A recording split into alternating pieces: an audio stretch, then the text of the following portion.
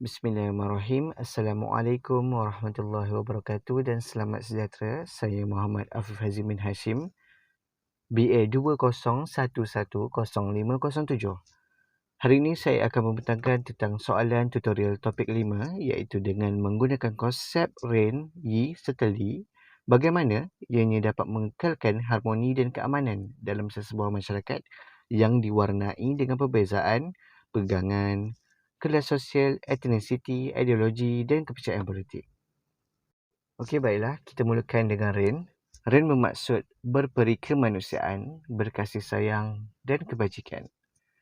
Dalam Rain telah mengajar kita bahawa setiap insan perlu berinteraksi dengan komuniti atau masyarakat yang lebih meluas dan bukannya hidup dalam bersendirian. Kerana kita hidup di dunia ini secara berkelompok ataupun beramai-ramai, berpuak-puak. Jadinya, buat apa kita mahukan kehidupan yang individu sedangkan boleh berinteraksi dengan ramai orang. Kita haruslah beringat bahawa setiap orang berhak dilayan dengan baik walaupun berbeza taraf hidup dan agama. Kita dalam Rain mengajar kita jangan sesekali memandang hina orang yang tidak senasib dengan kita ataupun tidak bernasib baik, kerana kemungkinan mereka betul-betul susah ataupun daripada pertolongan kita itulah yang membuatkan kehidupan mereka lebih baik, dan jangan disebabkan orang tidak bernasib baik ini kita beranggapan bahawa mereka ini seorang yang tidak berguna. Hal ini menunjukkan bahawa setiap insan mempunyai hak untuk disayangi, dicintai dan bukannya dihina dan dibenci. Seterusnya, kita akan melihat fungsi Rain dalam mengharmonikan pelbagai agama, etnisiti, kelas sosial dan kefahaman politik. Setiap insan adalah sama walaupun berbeza agama, etnisiti, kelas sosial maupun kefahaman politik. Kerana kita hidup di dalam bumi yang sama, kita hidup dalam planet yang sama. Jadi, siapa lagi yang mahu mengharmonikan planet ini ataupun mahu menjadikan bumi ini berguna kalau bukan makhluk-makhluk yang manusia-manusia yang tinggal dalam bumi yang diciptakan ini. Bercakap dengan bumi ya. Okey, seterusnya setiap agama menggalakkan setiap insan di muka bumi ini saling menghormati antara satu sama lain. Walaupun kita berbeza kaum, berbeza bangsa, berbeza agama, sifat saling menghormati itu merupakan sifat hakiki yang perlu ada dalam manusia. Walaupun kita tahu setiap agama, setiap budaya mempunyai kefahamannya tersendiri. Jadi, kita berkongsi-kongsi pendapat dan wujudkan suasana yang harmoni antara satu sama lain. Seterusnya, sikap saling hormat menghormati ini dan bantu-membantu walaupun pelbagai etnik dan taraf kehidupan mampu menjadikan keadaan dalam sesuatu tempat maupun negara menjadi sangat harmoni. Sebagai contoh, kita lihat bahawa orang yang lebih kaya ataupun orang yang lebih berkemampuan membantu orang-orang yang kurang bernasib baik. Ya, kalau kita lihat dalam PKP pada baru-baru ini, PKP COVID-19 memang sangat-sangat menguji kesabaran dan menguji pendapatan sesetengah individu yang menjadikan mereka sangat-sangat susah. Jadinya kehadiran orang-orang yang berkemampuan ini mampu menampung ataupun mampu membantu walaupun sedikit, tetapi ianya berharga, dan perkara itu ternyata boleh mewujudkan suasana yang harmoni. Kita hendaklah jangan jadikan perbezaan itu sebagai jurang, tetapi jadikan perbezaan itu sebagai pelengkap supaya kita hidup dalam suasana yang harmoni walaupun berbeza pendapat, berbeza kefahaman dan berbeza agama. Hai manusia, sesungguhnya kami menciptakan kamu dari seorang laki-laki dan seorang perempuan dan menjadikan kamu berbangsa-bangsa dan bersuku-suku supaya kamu saling kenal mengenal. Sesungguhnya orang yang paling mulia di antara kamu di sisi Allah ialah orang yang paling bertakwa di antara kamu. Sesungguhnya Allah Maha mengetahui lagi Maha mengenal. Surah Al-Hujurat ayat 13. Di dalam agama Islam sendiri mengajak kita bahawa setiap kepelbagaian itu perlu dan haruslah dijadikan sesuatu yang harmoni. Allah jadikan kita sebagai insan ataupun manusia yang duduk di muka bumi ini yang terdiri daripada berpuak-puak ataupun berkumpulan, berkelompok dan berbilang bangsa supaya kita kenal mengenal dan mewujudkan suasana yang harmoni supaya kita lebih aktif dan lebih mengetahui dan memahami antara satu sama lain. Okey, seterusnya saya akan membentangkan tentang Yi. Yi membawa maksud keadilan dan kebenaran. Yi ini kebiasaannya ataupun lebih sesuai diterapkan dalam diri seorang pemimpin yang perlukan keadilan dan kebenaran dalam diri mereka. Pemimpin perlulah melakukan tugas dengan adil dan amanah dalam melakukan tugas. Tiada sikap pilih kasih antara mereka di mana pilih kabel lah maksudnya kan.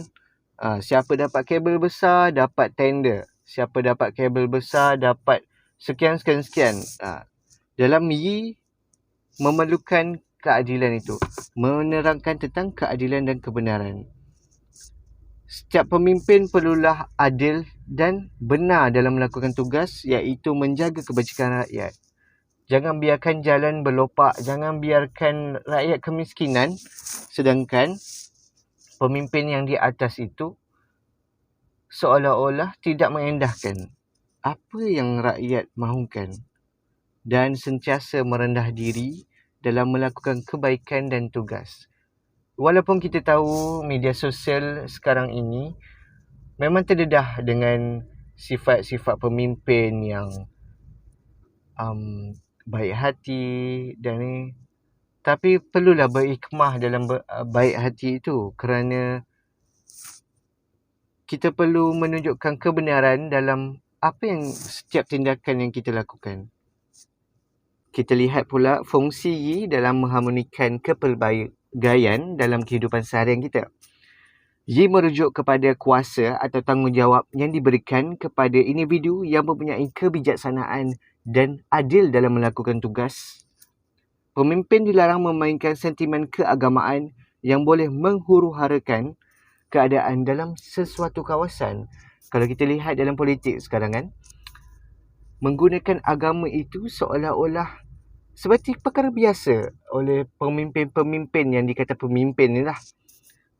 Untuk menjatuhkan antara satu sama lain. Ini tidak benar. Ini bukanlah kebenaran yang Yi maksudkan. Ya? Setiap pemimpin perlulah tidak menyentuh pasal agama ini kerana agama ini sesuatu yang sensitif. Setengah orang menjadikan agama ini sesuatu yang sensitif. Jadinya pemimpin perlu bijak dan adil dalam mengutarakan pendapat mereka. Setiap pelaksanaan tugas merujuk kepada perkara yang positif. Menunjukkan contoh dan teladan yang baik kepada orang di sekeliling, terutamanya kepada rakyat. Kerana pemimpin merupakan contoh. Siapa lagi yang nak menunjukkan contoh yang baik kalau tidak pemimpin kan? Kerana amanah itu perkara yang berat untuk dipikul. Laksanakannya dengan kebenaran supaya tidak wujud perpecahan. Dan pemimpin haruslah pemimpin yang dikatakan berkuasa ataupun mempunyai tanggungjawab dan kebijaksanaan ini haruslah menunjukkan semangat perpaduan itu ataupun semangat yang harmoni dalam segala tindakan. Jangan disebabkan pemimpin A agama lain dan rakyat B rakyat sendiri agama lain jadi menjadi pencegahan. Kerana dalam dunia ini kita perlu wujudkan harmoni. walaupun berbeza agama, berbeza pendapat politik. Li merupakan kepercayaan dan ketaatan kepada ajaran nenek moyang ataupun orang yang terdahulu. Setiap agama maupun bangsa mempunyai perbezaan dari sudut kepercayaan. Sudah pasti setiap agama mempunyai kepercayaan ataupun yelah, kita berpandukan kitab-kitab yang berbeza. Jadinya sudah semestinya ada sedikit demi sedikit ada perkara yang sama dan ada yang perkara yang berbeza. Jadi inilah fungsi kita berpuak-puak ataupun berlainan agama supaya kita berkongsi antara satu sama lain. Apa yang agama kita lakukan, apa yang agama pihak sana lakukan. Generasi muda perlu meneruskan tinggalan kepercayaan orang yang terdahulu bagi mengekalkan ketaatan dan kesetiaan terhadap perkara yang mereka percaya sejak dulu. Boleh dikatakan Li ini merujuk kepada kepercayaan dan garis panduan yang diterapkan dalam setiap agama, bangsa maupun etnisiti. Seterusnya, fungsi Li dalam mengharmonikan pelbagai agama, etnisiti dan kelas sosial.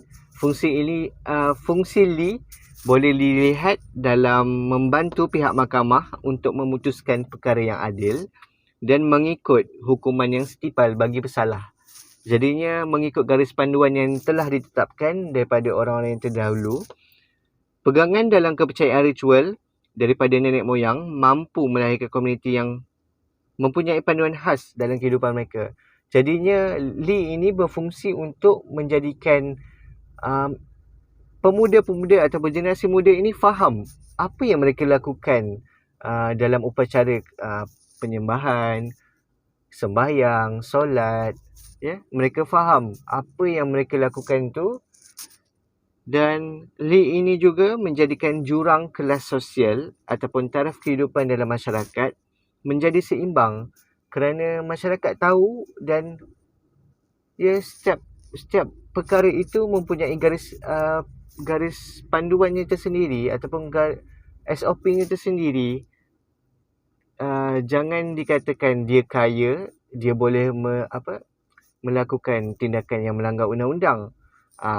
Jadinya Li ini berfungsi untuk menegakkan keadilan ataupun memberi garis panduan bagi menyelesaikan sesuatu masalah. Seterusnya, Li ini juga melahirkan insan yang berpegang kepada agama dan kepercayaan yang teguh daripada nenek moyang mereka lah. Seterusnya, setiap agama dan kepercayaan itu bukanlah sesuatu perkara yang menyusahkan, sebab dalam agama sendiri ataupun kepercayaan banyak menedahkan perkara yang positif dan baik dalam mengharmonikan masyarakat ataupun mengharmonikan kehidupan seharian sebagai manusia. Sekian itu daripada saya. Terima kasih.